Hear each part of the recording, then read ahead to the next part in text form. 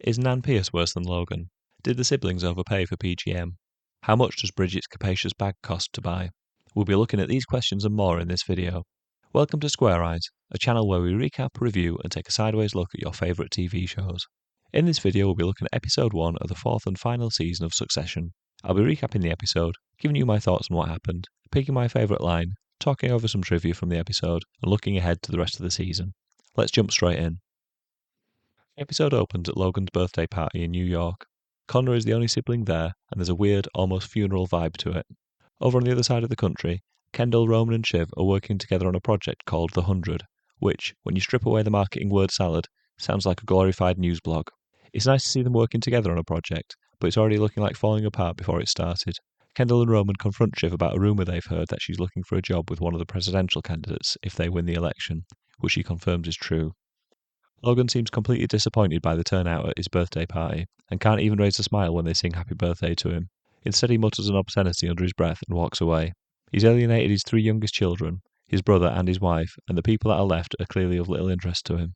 His disappointment with the guests at his party reaches its peak when he sees that Gregg has brought along a date and he sends Kerry to find out more. She makes it clear to Gregg that he shouldn't have brought a virtual stranger to a family party when the business is going through such a turbulent time. We also find out that Marsha is away indefinitely, and Kerry introduces herself as Logan's friend, assistant and advisor, which you could interpret each of those roles in a few different ways. But from the tone of the conversation, she has enough power to order Gregg around without too much concern. Tom then calls Shiv to tell her that he had a drink with Naomi Pierce the night before. It's obvious from the conversation that Shiv and Tom have separated since the end of last season, but there is obviously still a lot of unresolved business between the two of them. Shiv goes in and tells Kendall that Tom's seeing Naomi Pierce, his ex, and they're both clearly unsettled by this news. They've got some investors for their new project waiting to come in and listen to their pitch, but they have to stall them because they're both thrown by this development.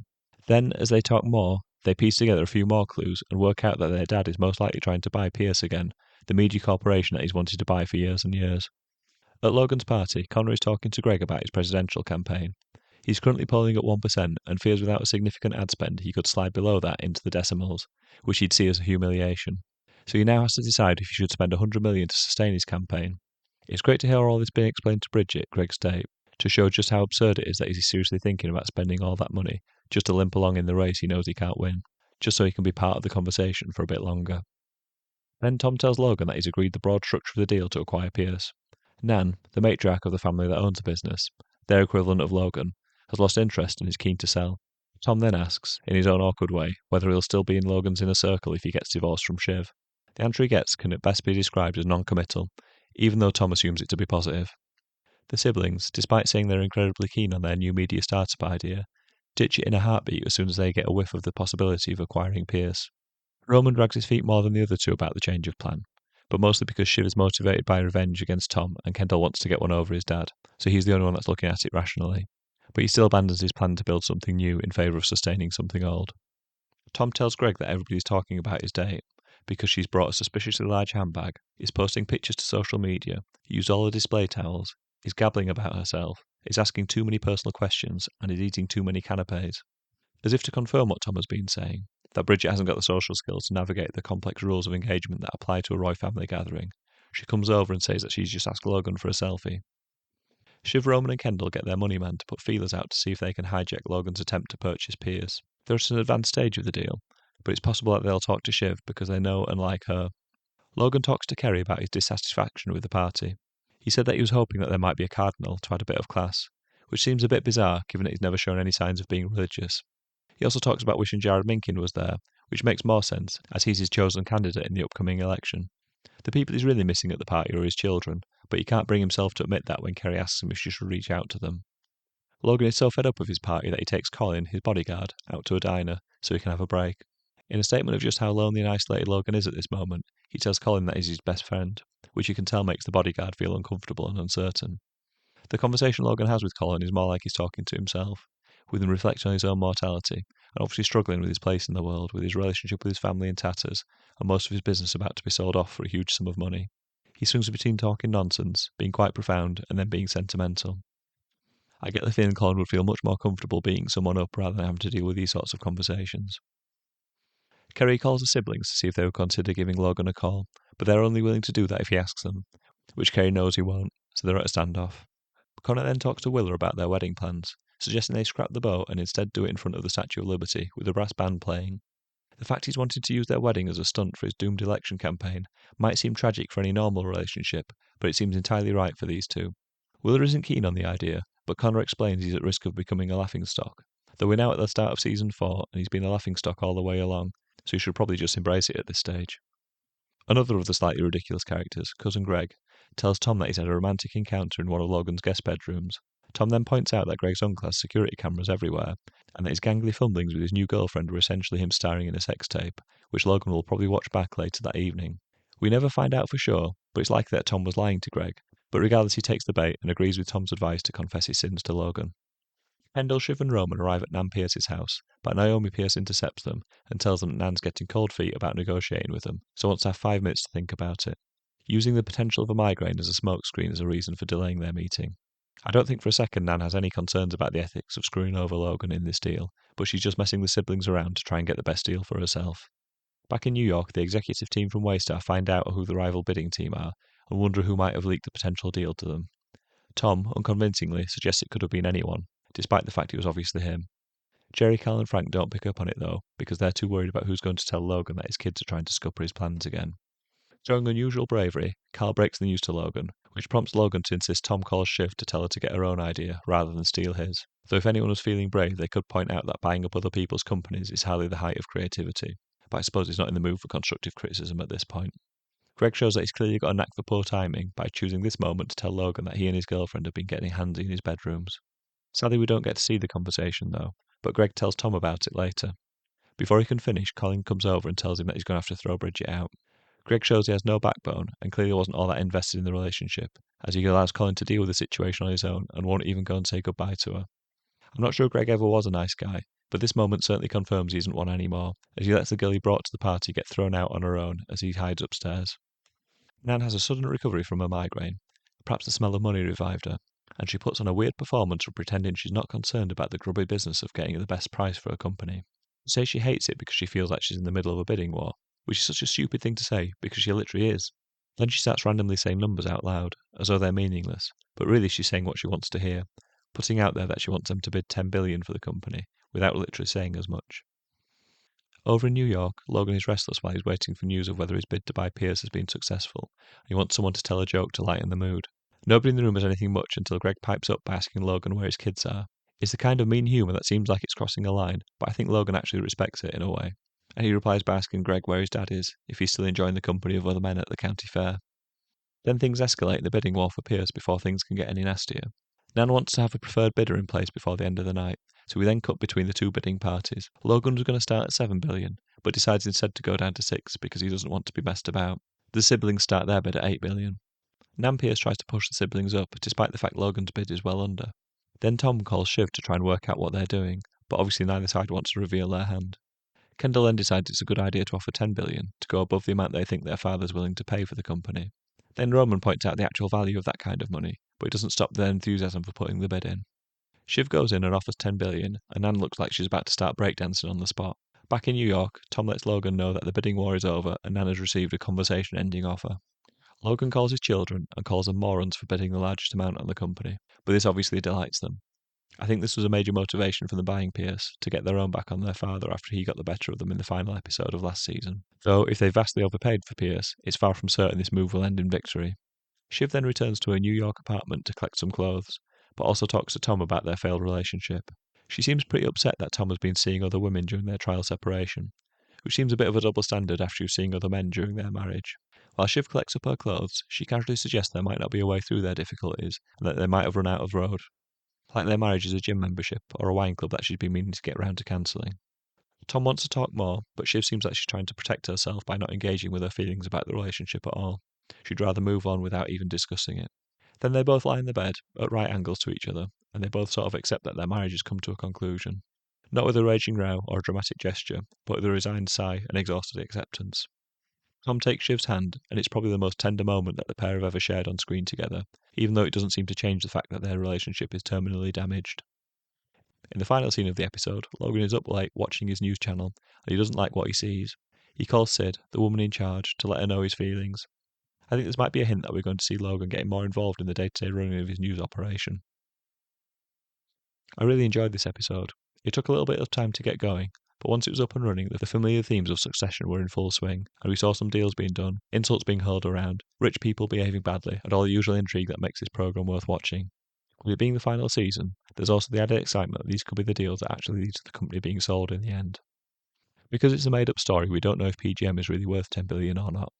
But from the way the negotiation scenes were shown to us, you can see how Logan and his children have a different understanding of the value of money. Logan knows how much a dollar is worth and wants to try and drive Nan down from 7 billion to 6 billion. The children start at 8 billion, and without really being pushed too hard, go straight up to 10 billion. On the surface, this was a victory for the siblings over their father, because they managed to outbid Logan for an asset that he's been after for a very long time. But in reality, it looks like they just threw a load of money at Nan Pierce when they really didn't need to, given she would probably have rather avoided doing business with Logan anyway. Earlier in the episode, it seemed crazy how Connor was willing to just throw 100 million away to preserve his 1% in the presidential race. That small change compared to the amount of money his brothers and sister were throwing around in this negotiation.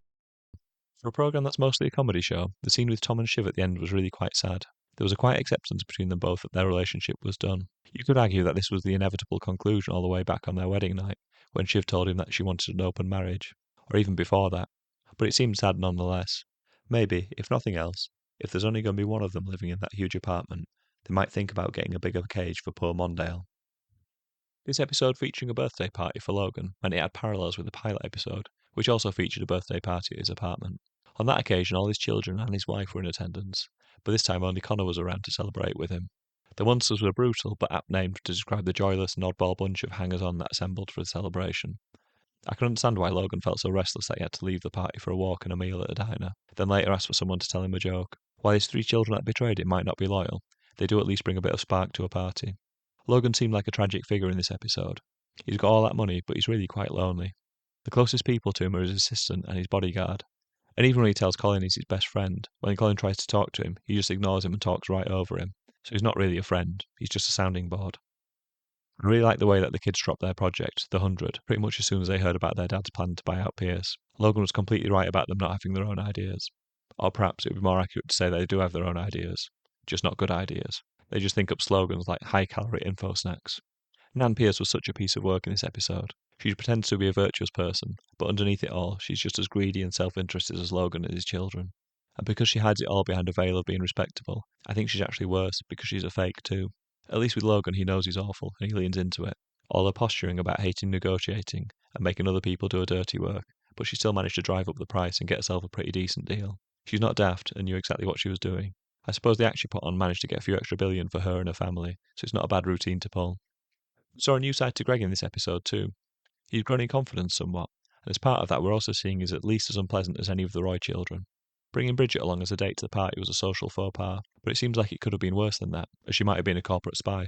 Regardless, it seems like that relationship isn't going to be going anywhere, as despite him saying how much he liked her early in the episode, when Colin had to throw her out, he was happy to leave her to it rather than be with her. I don't think there's any way back from a relationship after that. My favourite line in this episode came from Shiv when she said, "He's a sociopath, but he wouldn't be a good torturer. Not because he doesn't have the stomach, but he just doesn't have the patience," when she's talking about her dad.